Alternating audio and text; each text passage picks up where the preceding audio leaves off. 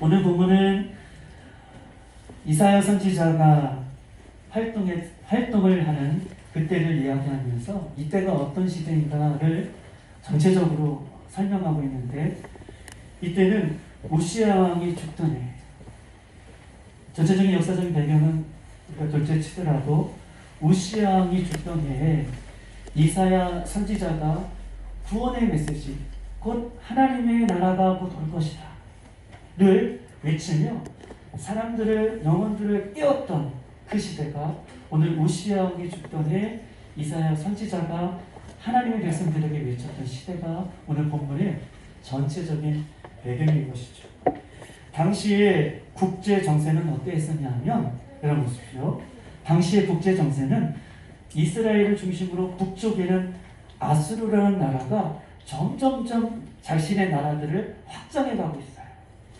이스라엘 중심으로 남쪽에는 애굽, 이집트가 또 역시 나라들을 확장해 가고 있는 거예요. 요 사이에 낀 이스라엘은 위에서도 밑에서도 확장하는 사이에 점점점 시대가 몰락하고 나라가 몰락하고 나라가 패망하는 시대를 겪고 있는 시대입니다. 또 다른 면에서, 영적인 면에서 보면 아수르와 애굽이 이 강대국 사이에서 멸망하는 것도 있지만, 오늘 본문 전체에 이사야가 외쳤던 것은 이스라엘 백성이 망하게 된 원인은, 이스라엘 백성이 패망하게 되는 원인은 하나님의 말씀이 없으므로, 하나님의 말씀이 없으므로 그들이 죄악 가운데 있는, 하나님 앞에 가장 싫어하는, 하나님 싫어하시는 우상을 숭배하는 이런 영적인 죄들 때문에 이스라엘이 망하는 것을 선지자는 우리에게 이야기하고 있는 것입니다. 하나님의 말씀이 없다는 것은 죄의 문이 열려있다라고 얘기할 수 있어요.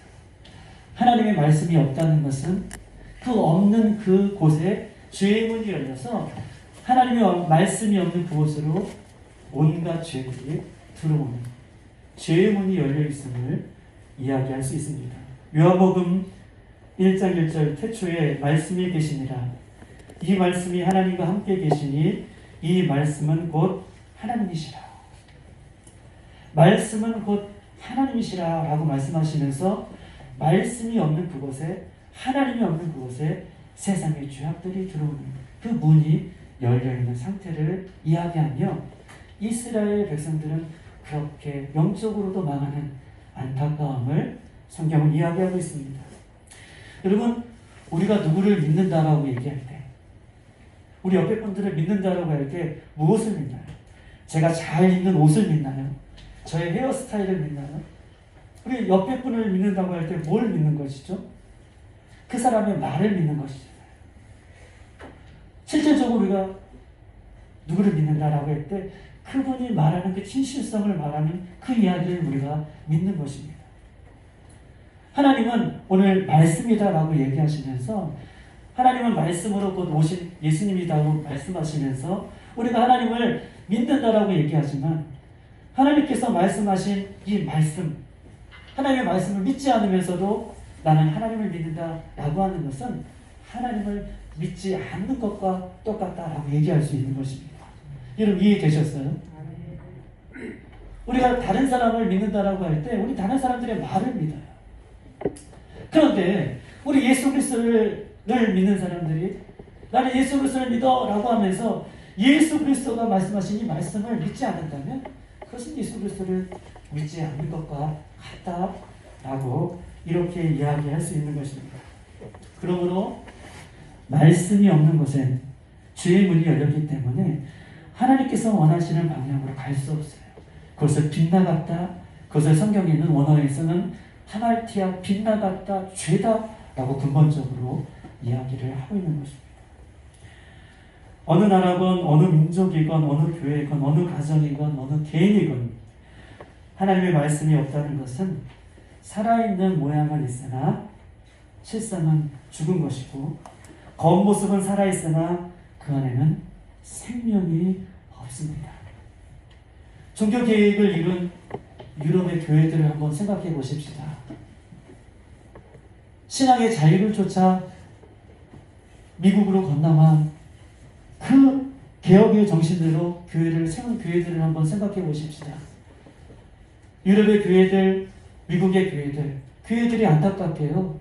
술집으로 변하고 나이트클럽으로 변하고, 더 안타까운 것은 저도 미국에 가봤지만 저 예전에 하나님 앞에 예배했던 저 교회들이 이슬람 성전으로 변해서 오히려 다른 신을 섬기는, 그것을 변한 이유는 무엇입니까? 하나님의 말씀이 없기 때문에 거기에 생명을 잃어가는 모습을 우리는 볼 수 있습니다. 하나님이 선택한 이스라엘 백성들 한번 보십시다. 구원받는 하나님의 백성으로 하나님께서 선택하셨어요. 그런데 말씀이신 예수님을 믿지도 않고 말씀이신 예수님을 따르지도 않은 그들의 이스라엘 백성들을 보면서 하나님은 생명의 촛대를 이방인들에게 옮기시는 그런 안타까운 일들을, 무섭고 두려운 일들을 우리는 보고 있지 않습니까?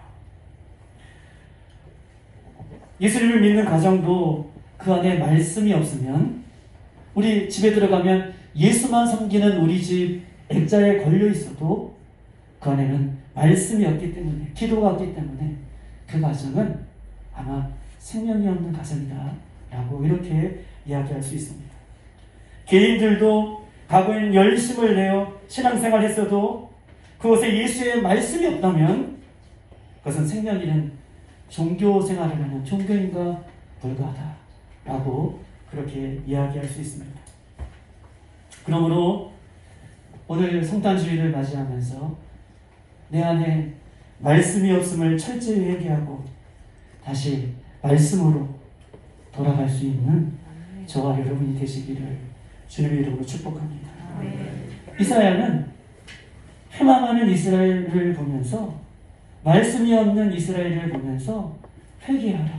곧 하나님의 나라가 올 것이야. 우리가 그 나라를 맞이하자 라고 외쳤어요. 그럼에도 불구하고 BC 720년에 북쪽의 이스라엘이 드디어 아수르에 망해요. 근데 그 광경을 누가 보고 있냐면 남쪽 유다가 아수르가 멸망하는 것을 보면서도, 말씀이 없어서 멸망하는 그 모습을 보면서도 말씀이 없으니까 그 문제를 해결할 능력이 없어서 오히려 남쪽 유다도 북쪽 이스라엘처럼 망하는 것을 우리의 성경의 역사에서 성경은 우리에게 증거하고 있습니다. 사랑하는 여러분, 말씀은 능력인 줄 믿습니다.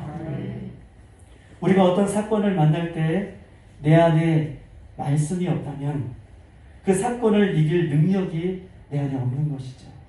말씀은 능력이기 때문에. 이해되시나요? 말씀은 능력이기 때문에 이 말씀이 내 안에 없다면 어떤 사건을 우리가 만나도 그 사건을 이길 힘이 나에게 없다라는 것입니다.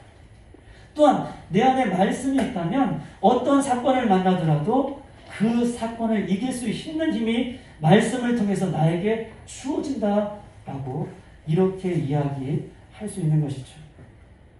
그러므로 내가 시험을 당하거나 죄의 문제로 넘어짐이 있다면, 내가 시험을 당하거나 어떤 죄의 문제로, 어떤 관계의 문제로 내가 넘어짐이 있다면 그것은 다른 사람 때문에 넘어진 것이 아니라, 어떤 환경 때문에 넘어진 것이 아니라 실질적으로 내 안에 말씀이 없으므로, 실질적으로 내 안에 말씀을 붙잡지 않으므로 내 자신이 스스로 넘어지고 있다는 것을 기억하시고 오늘 주님 앞에 회개하며 더욱 말씀으로 들어갈 수 있는 저와 여러분 되시기를 주님의 이름으로 축복합니다.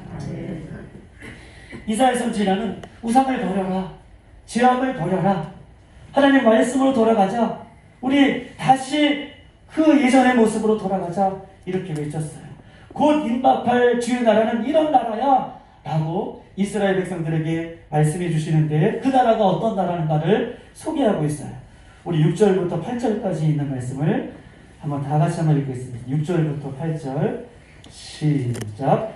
그때에 이리가 어린 양과 함께 살며 호금이 어린 염소와 함께 누우며 송아지와 어린 사자와 살찐 짐승이 함께 있어 어린아이에게 끌리며 암수와 곰이 함께 먹으며 그들의 새끼가 함께 엎드리며 사자가 소처럼 풀을 먹을 것이며 젖먹는 아이가 독서의 구멍에서 장난하며 젖된 어린아이가 독사의 꿀에 손을 넣을 것이다. 아멘. 얼마나 평화스러운 나라입니까? 얼마나 가고 싶은 나라입니까? 이사야 선지자는 이 나라를 이 백성들에게 구현하며 이 나라가 곧 올 거니까 우리 주님 앞에 다시 돌아가자. 말씀으로 돌아가자. 회개하자. 이렇게 지금 외치고 있는 것입니다. 그러면서 오늘 1절 이새의 줄기에서 한 싹이 나며 그 뿌리에서 한 가지가 나서 결실할 것이요 라고 이야기하고 있어요. 이새의 줄기에서 한 싹과 한 가지가 나서 그 뿌리에서 수많은 결실을 맺을 것이다. 즉 다시 말해서 여러분, 한 싹과 한 가지는 예수님의 또 다른 이름을 이야기하고 있는 거예요. 한 싹과 한 가지는 예수님의 또 다른 이름이다. 우리 한번 농사를 지어보신 분들은 알겠지만 밭에 우리 이렇게 땅을 개간하고 씨앗을 품을 때 그 싹이 탁 튀어나오잖아요. 그 싹이 나올 때 그 싹이 이렇게 두껍게 나오나요? 아주 여리여리하게 나올 거예요. 우리 학생들 과학 실험 시간에 그 물에 손 묻히고 솜에 물 묻힌 그 솜을 비커에 넣고 씨앗을 심고 그늘 햇빛이 들지 않는 곳에 딱 두면 아주 야늘의 싹이 나오는 것처럼 한 가지 한 싹이 나온다라는 것은 예수님은 그렇게 세상에 연약한 겸손한 모습으로 이 땅에 존재하신 다시 오실 메시아다라고 하는 것을 오늘 이사야 선지자가 얘기하고 있는 것입니다. 그러면서 예수님의 혈통, 예수님의 그 족보는 어떤 것인가? 이새의 줄기에서 한 싹, 한 가지가 나온다. 여러분, 이새는 누굽니까? 다윗의 아버지죠. 이새는 다윗의 아버지고 베들레헴의 에브라 사람입니다. 비천한 농부의 삶을 살았어요. 다윗 왕이 등장하기까지는 이새는요, 가문도 없고 유명하지도 않고 그냥 평범하고 평범한 사람 중에 한 사람을 얘기해요. 예수님은 어떤 분이신가? 예수님은 이 세상에 평범하고 보잘것없는 혈통에서, 이새의 혈통에서 한 싹으로 한 가지로 겸손하게 이 땅에 오신 메시아가 예수 그리스도다라고 이사야는 선포하면서 그 분이 오실 때 그 나라가 펼쳐질 것이다 라고 이야기하고 있습니다. 또한 외형적인 모습은요, 이사야가 이렇게 예수님의 메시아에 대해서 이야기하면서 그때 외쳤던 사항은 예수님은 강력한 나라의 제왕으로 등극하시는 것이 아니라 이미 이스라엘 백성들이 어떻게 됐어? 잿더미가 됐고 폐허가 됐고 망한 그 나라의 한 인간으로 오시는 연약한 분이신 것을 계속해서 강조하고 있는 것입니다. 여러분, 예수님이 예언대로 이 땅에 천한 목수의 집안에서 오셨습니다. 그리고 육신의 부모 요셉과 마리아, 정말 알아주지도 않은 그런 육신의 부모를 통해서 예수님께서는 이 땅에 오셨습니다. 그리고 예수님께서는 말구유, 말밥통이죠. 그곳에서 예수님께서는 오셨습니다. 천박하고 비천한, 결코 화려하지 않는, 머리둘 곳조차 없으신 예수님. 예수님은 하나님의 아들이시면서도 그렇게 연한 한 가지, 한 싹으로 이새의 줄기에서 오심을 이야기하고 있어요. 사랑하는 빌라델피아의 성도 여러분, 우리는 이 마지막 때를 산다고 우리는 고백하면서 또 마지막 때의 성탄절을 우리는 보내고 있습니다. 어찌 보면 저와 여러분은 너무 많이 가진 것 때문에 불평하고, 어찌 보면 우리는 너무 많은 가진 것 때문에 감사하지도 않고 오히려 우리는 만족하지 못하는 모습을 갖고 있지는 않습니다. 예수님은 한 싹, 한 가지로 이 땅에 오셨습니다. 그럼에도 불구하고 우리를 사랑하셔서 기꺼이 기쁨 가운데 이 땅에 와 주셨습니다. 우리는 너무나 많은 것을 가지면서도 늘 불평과 감사하지도 못하는 마음, 더 높아지려는 굳은 마음, 오늘 한 싹, 한 가지로 오신 예수님을 기억하면서 우리의 높아졌던 그 마음, 불평, 불만으로 가득했던 그 마음이 있다면 주님 앞에 회개하며 이 성탄의 의미를 다시 한번 깊게 되새길 수 있는 저와 여러분이 되시기를 주님의 이름으로 축복합니다. 저는 오늘 이 이야기를 하면서 우리의 믿음이 좀 실제적이었으면 좋겠다라고 하는 것을 좀 덧붙이고 싶습니다. 우리의 믿음이 곧 실제적이었으면 좋겠다. 즉, 이 말은 무슨 말이냐면 하나님은 하나님과 우리 사이에 한번 들어보세요. 하나님과 우리 사이에 내가 예수님을 믿고 하나님을 믿는다면 하나님을 믿는 하나님과 예수님과 우리 사이에 믿는 이 믿음이 내 삶과 실제적으로 연결되어 있어야 된다는 것을 이야기하고 싶어요. 하나님은 어떻게 그 아들 예수님께서 이 땅에 오셔서 고통받고 죽으시고 십자가에 그 모진 고통을 받으시는 그 모습을 보면서 하나님 아버지는 그 아들 예수님이 그렇게 돌아가시는 모습을 어떻게 견디셨을까요? 여러분 한번 생각해 보십시다. 우리 자녀가 너무나 아프고 너무나 고통 중에 있고 우리 자녀 중에 아니어도 우리 살아가는 식구들 누가 그렇게 고통받고 있다면 우리는 어떻게 할까요? 그런데 하나님은 그 아들 독생자 예수 그리스도 하나밖에 없는 그 아들을 십자가에 내어주신 것, 죽기까지 사랑하시는데 그 십자가에서 모진 고통을 받으심에도 불구하고 하나님은 그 예수님을 끝까지 지켜보시는 우리를 위해서, 우리를 더 사랑하시기 위해서 그 아들 내어주시면서 죽기까지 끝까지 지켜보시는 그 사랑. 우리가 그 사랑을 믿는다면 내가 이 세상의 걱정, 근심 무엇이 여러분 문제이겠습니까?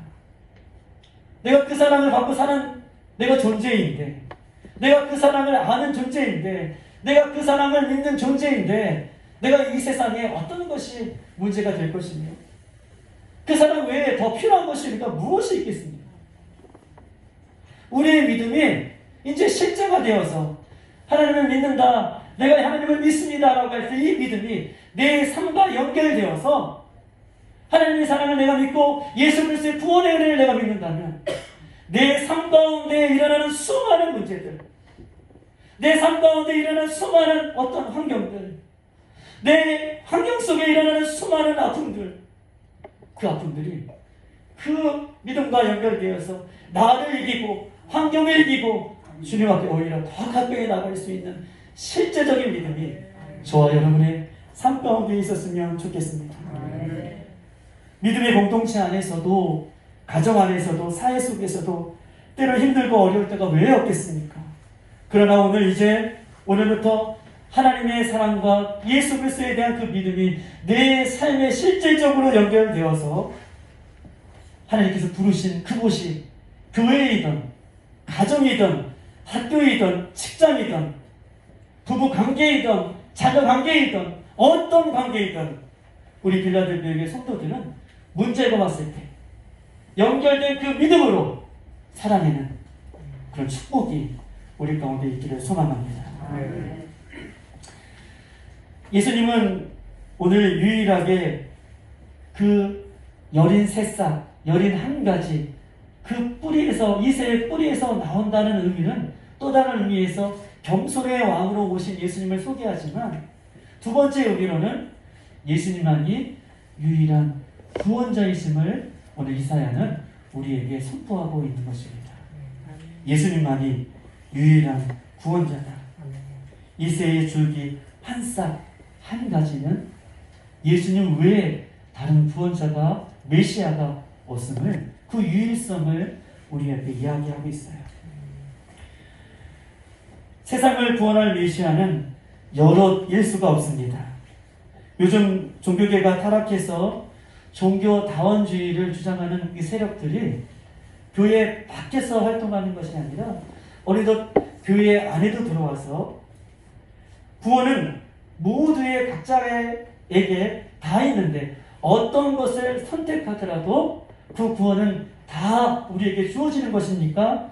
그렇게 예수만 고집하며 그렇게 살 필요가 무엇이 있겠느냐라고 주장하는 것들이 종교다원주의고 그것이 밖에서 활동하는 것이 아니라 교회 안에서도 그렇게 활동하는 것을 보게 됩니다. 그런 유혹들이 교회 안에 들어와 들어와서 미혹해하고 실족해하여 넘어져서 결국은 하나님의 그 구원의 반열에서 넘어지게 하는 이 무서운 시대, 마지막 시대를 우리는 살고 있습니다. 우리 양치기 소년을 너무나 잘 알죠. 양치기 소년. 사도도 마지막 때가 왔음을 잘 알기에 한 사람이라도 지옥에 데려가기 위해 진짜 하나님의 재림나팔이 불기 전에, 진짜 하나님의 재림나팔 소리가 불기 전에 가짜의 나팔 소리를 계속 부는 거예요. 여러분, 가짜 나팔 소리를 계속 부는 이유는 무엇입니까? 진짜가 왔을 때 그 소리에 반응하지 못하게. 우리 양치기 소년이 계속 거짓말을 하잖아요. 근데 거짓말을 하다가 진짜 사건이 벌어졌을 때 이것도 거짓말이겠거니 라고 하는 말을 믿는 것처럼 진짜 재림나팔이 불기 전에 가짜 나팔을 불어서 성도들이 진짜가 왔을 때에 무감각하고 냉랭하고 하나님의 말씀을 믿지도 않는 그런 시대를 살게끔 이 마지막 세대는 이렇게 사단이 우리를 유혹하고 있는 시대에 살고 있습니다. 사랑하는 빌라델피아의 성도 여러분, 오직 구원자 메시아는 예수 그리스도 외에는 없는 줄 믿습니다. 여러분, 제가 성경을 읽어드릴 때 아멘 크게 한번 해보세요. 다른 이로서는 구원을 얻을 수 없나니 천하 인간의 구원 얻을 만한 다른 이름을 우리에게 주신 일이 없습니다. 아멘. 하나님은 한 분이시요 또 하나님과 사람 사이의 중보자도 한 분이시니 곧 사람이신 예수 그리스도다. 아멘. 내가 곧 길이요 진리요 생명이니 나로 말미암지 않고는 아버지께로 올 자가 없느니라. 아멘. 하나님이 세상을 이처럼 사랑하사 독생자를 주셨으니 이는 그를 믿는 자마다 멸망치 않고 영생을 얻게 하려 하심이라. 아멘. 그래. 오늘 이사야는 연한 새싹, 연한 순, 이새의 뿌리를 얘기하면서 메시아, 구원자는 오직 한 분, 그분만이 오실 것인데 우리가 주님 앞으로, 말씀 앞으로 우리가 돌아가자라고 외치는 것입니다. 다른 복음은 없습니다. 다른 예수 그리스도도 없습니다. 복음 비슷한 복음은 복음이 아니고 그리스도 비슷한 그리스도는 그리스도가 아니죠. 오늘 말씀을 들으면서 우리 구원자로 찾아오신 그 예수님, 임마누엘 하나님, 그 예수님을 우리 마음 가운데 모셔 실제적으로 그 예수님을 믿는다면 그 예수님을 의지해서 내가 삶 속에 살아내는 능력이 저와 여러분 가운데 있기를 소망합니다. 마지막으로 오늘 본문에 보니까 1절에 그 뿌리에서 한 가지가 나서 결실할 것이요 라고 얘기하고 있어요. 그 뿌리가 한 가지에 나서 결실할 것이요. 예수님은 이렇게 미미한 존재, 연약한 존재로 이 땅에 오셨지만, 예수 그리스도가 이렇게 연약한 존재, 미미한 존재로 오셨지만 예수 안에서는 풍성한 생명의 결실들이 맺혀지게 되어 있음을 성경은 이야기하고 있습니다. 예수님은 곧 생명의 근원이십니다. 생명체가 있다는 것은 성자를 얘기하고 생명체가 있다는 것은 열매를 의미합니다. 생명체가 없다는 것은 아무리 화려해도 거기서는 열매를 기대할 수 없고, 생명체가 없음에도 화려한 것은 거기에는 아무리 화려해도 생명이 없음을 이야기하고 있는 것입니다. 예수 그리스도는 생명의 근원으로 2000년 전에 오셨지만 생명의 근원이시기 때문에 예수님은 돌아가셨어도 지금도 예수 그리스도를 믿는 사람들이 예수 생명으로 구원을 받고 지금도 받고 있고 받아왔고 앞으로도 예수 생명 때문에 구원을 받게 되는 역사가 있게 되는 줄 믿습니다. 여러분, 우리도 이렇게 많은 열매를 거둘 수 있는, 그래서 하나님 내 안에 예수 생명이 있어서 우리도 이 성탄절을 맞이하여서 나만 구원받는 것이 아니라 우리도 많은 영혼들에게 이 예수 생명을 나누어 줘서 더 풍성한 구원의 삶이 우리 가운데 회복되어 주시기를 주님의 이름으로 축복합니다. 우리의 마음과 예수의 마음이 때로는 얼마나 거리가 멀지, 얼마나 우리를 사랑하시는데도 불구하고 우리의 삶은 예수님의 사랑과 하나님의 사랑에 반대되는 삶을 살고 있는지, 예수님이 우리를 위해 낮아지시고 희생하셨던 그 모든 것을 우리는 말로는 고백하지만 우리의 삶이 따라주지 않는 그런 먼 말씀과 먼 삶은 없었는지 돌아보아 보십시다. 예수님의 그 사랑을 보면서 이 땅에서 사랑 없는 우리들의 모습을 회개하십시다. 예수님의 희생을 보면서 아직도 내 자신만을 의지하며 살아가는, 내 가정만을 위해서 살아가는 모습이 없는지 우리 자신을 주님 앞에 돌이켜보십시다. 모든 사람이 어렵고 고통 중에 있고 근심 중에 있고 불안하고 원망하고 불평하고 피해식의 마음이 있다 할지라도 예수님의 탄생을 바라보며 이것이 다 부질없는 일이구나를 기억하고 우리 주님 앞에 회개하십시다. 그래서 이 세상에 우리가 살지만 주님 안에서 평강을 누리고 주님 안에서 생명을 누리고 주님만을 온전히 자랑하는 여러분 되시길 바랍니다. 오늘 성탄 주일을 맞이하여서 코로나로 때로는 경제적으로 육체적으로 힘든 분들이 참 많이 계십니다. 그런 분들이 세상을 보며 힘들게 살아가지만 오늘 십자가에 못 박혀 죽으시고 그 아들을 내어주시기까지 하는 그 사랑으로 우리가 힘들고 어려운 삶이지만 그 십자가의 길을 온전히 걸어갈 수 있는, 감사함으로 걸어갈 수 있는 저와 여러분 되시기를 주님의 이름으로 축복합니다. 오늘 예수님께서 태어나신 날을 기념하면서 우리 속에 있는 거품들을 다 내어버리고 예수님 앞에 사랑의 고백을 날마다 드릴 수 있는 저와 여러분이 되시길 바랍니다. 왜냐하면 그분만이 우리의 위로자시고 그분만이 우리의 해결자이시며 그분만이 우리의 구원자 되시기 때문입니다. 그분이 저와 여러분을 향해서 이 땅에 오셨습니다. 메리 크리스마스.